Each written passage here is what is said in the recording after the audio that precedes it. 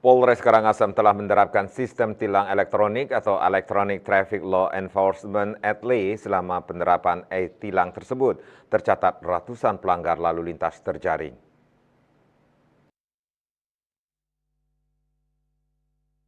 Kapolres Karangasem AKBP Inengah Sadiarte Senin 8 Juli mengungkapkan pelanggar lalu lintas yang tercatat melalui penerapan sistem ETLE selama periode 5 Juni hingga 6 Juli 2024 sebanyak 420 kasus.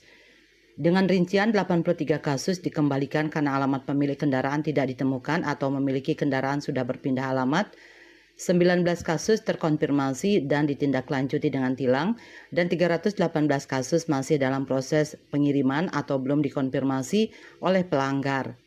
Pelanggar yang kasusnya dikembalikan atau belum terkonfirmasi akan menghadapi kendala saat melakukan pengurusan SAMSA tahunan, sehingga mereka tetap harus mempertanggungjawabkan pelanggarannya. Sadiarte mengatakan implementasi ETLE ini bertujuan untuk meningkatkan kepatuhan masyarakat terhadap aturan lalu lintas dan mengurangi angka pelanggaran.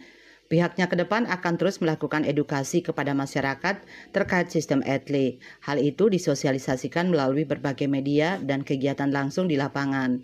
Eka Parananda, Bali Post melaporkan.